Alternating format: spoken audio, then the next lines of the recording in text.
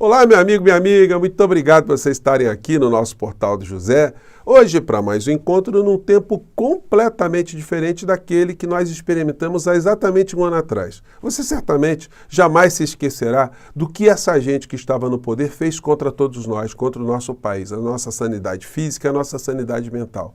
Portanto, na primeira semana de outubro de 2022, nós tivemos o primeiro turno das eleições presidenciais. Embora os resultados iniciais tenham sido muito favoráveis, as ameaças que pairavam sobre o nosso povo, sobre o nosso país, não foram dissipadas, porque nós vimos do que essa gente insana cometendo crimes, seria capaz de fazer contra todos nós. Essa fase mudou, agora eles estão sendo, em sua grande maioria, começando a ser responsabilizados criminalmente, muitos irão para as cadeias, embora muitas pessoas ainda não estejam vislumbrando essa realidade nesse momento, mas é o que acontecerá, como eu tenho sempre dito aqui para vocês. E nós voltamos a discutir situações do mundo real, do mundo concreto.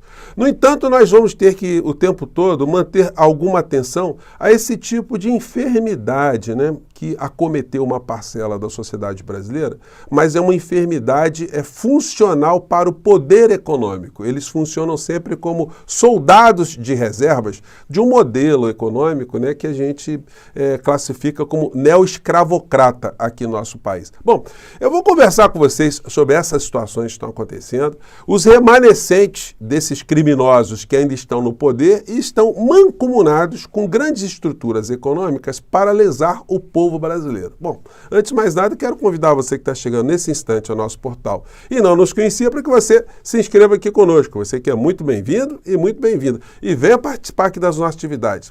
Participe dos nossos chats, mande seu comentário, dê o seu joinha. Se puder, se inscreva também no nosso clube de membros, tá bom? Então, vamos seguir em frente. Gente, muitas coisas acontecendo no Brasil, mas, como eu disse para vocês, agora num tempo completamente diferente.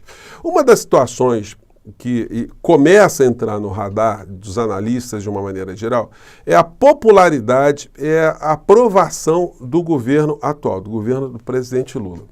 E aí existem algumas armadilhas que eu acho que devem ser o tempo todo desarmadas, mas eu fico muito impressionado às vezes com uma certa inocência de pessoas que estão no governo federal, principalmente as pessoas que estão na área de comunicação.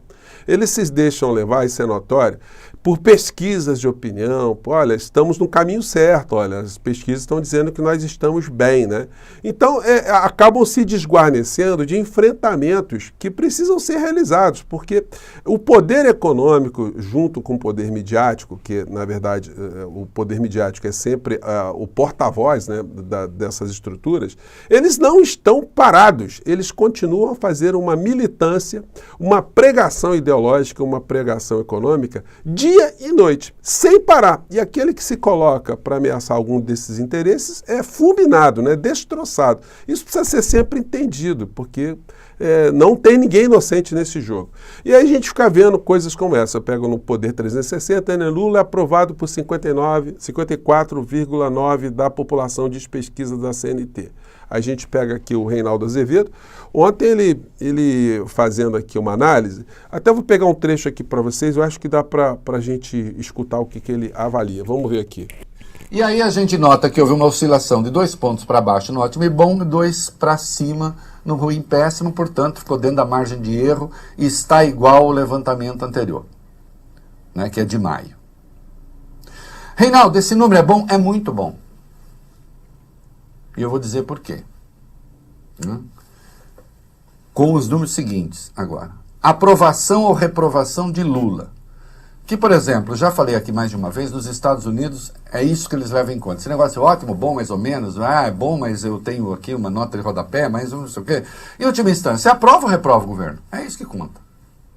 Então é o seguinte, na visão dele, está tudo indo muito positivamente. O governo está com um bom índice de aprovação, mas um bom índice de aprovação não basta, porque a possibilidade de um revés, ela fica o tempo todo funcionando como uma espada sobre a cabeça do governante. Quando a gente vê uma notícia como essa aqui, Petrobras não descarta um novo aumento de combustível esse ano.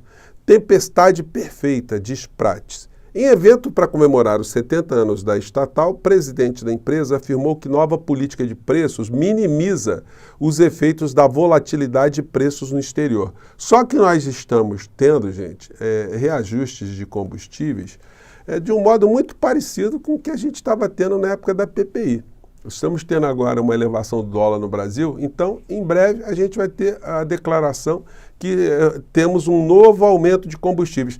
Como esse modelo está sendo um modelo incorporado, um modelo que os grandes veículos de comunicação, empresariado, nacional e internacional, investidores, eles apoiam, então todo mundo está minimizando os reajustes que estão acontecendo. Mas o diesel, por exemplo, já está mais de R$6 aqui no Brasil.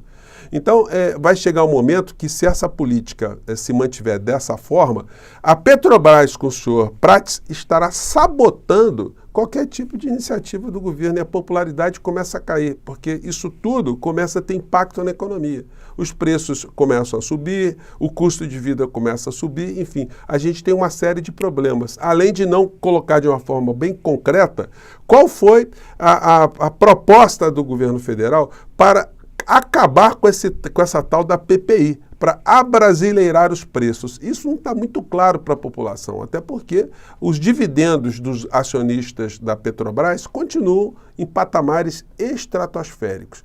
Mas, pelo menos, isso é muito positivo da gente estar voltando agora a discutir. Como alguns remanescentes também desse modelo estão agora passando a ter mais proeminência, né? Antes Paulo Guedes, agora os seus remanescentes. Um que entrou agora na pauta do dia foi o senhor Tarcísio, né? O governador de São Paulo. Alguém que no campo da política era um Zé Ninguém com Z maiúsculo, né? Era um nada, nunca teve nenhum tipo de atuação política, nenhum tipo de envolvimento. No entanto, surfou nessa onda do bolsonarismo e conseguiu se eleger no estado de São Paulo. A grande falácia que os grandes veículos de comunicação ficam fazendo o tempo todo é que o povo de São Paulo, ao ter votado em Tarcísio, votou também a favor das privatizações, porque isso estava implícito ali nas propostas de governo. Olha, esse discurso bandido, salafrário, ele também pode ser utilizado também em sentido reverso, né?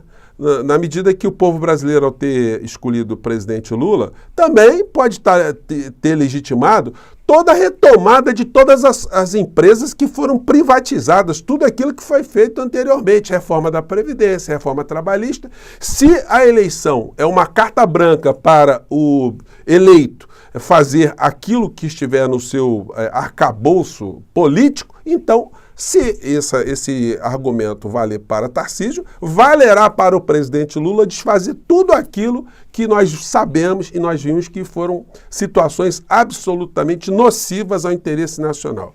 O senhor Tarcísio, ele se credenciou junto ao mercado, sendo um Zé Ninguém, porque ao tempo que ele foi capataz do senhor Paulo Guedes, vamos deixar isso bem claro, né? Ele se manifestava publicamente com esse tipo de performance, né? O empresário sorria, porque percebeu logo que tinha ali um feitor, né? Um troglodita a serviço dos seus interesses com esse tipo de comportamento aqui.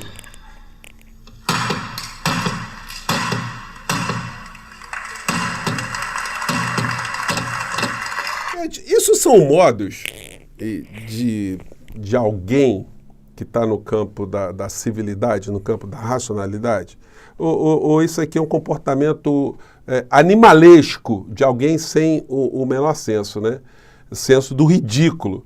Inclusive porque essa figura aí, que com esse tipo de comportamento, ele viveu a vida inteira às custas do erário público. No entanto, ele passou a ser um liberal de última hora. Agora, o senhor Tarcísio agora, como governador de São Paulo, ele que adquiriu essa confiabilidade do mercado como sendo o novo capataz, aquele que era um militar medíocre e passou para ser um auxiliar medíocre de Bolsonaro para virar um governador idem do estado de São Paulo a serviço desses grandes grupos.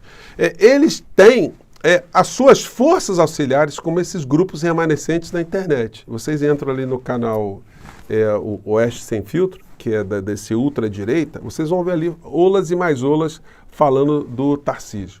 E aí vocês veem na Globo News o camarote, os colunistas, fazendo esse discurso bandido, né? A gente tem que falar, né? Não tem como aliviar nisso. Ah, não, que o povo de São Paulo elegeu o Tarcísio, elegeu a proposta de privatização. Só que não existe no programa do Tarcísio nenhuma linha falando de Sabesp, privatização do metrô, privatização das águas em São Paulo. Porque, gente, tem um banditismo muito grande quando a gente fala em privatização de serviços públicos, que diz respeito ao seguinte: quem são aqueles que compram os ativos, né? Compram energia, compram água ou distribuição da água aqui no Rio de Janeiro? A água foi privatizada, mas foi privatizado o quê? A distribuição.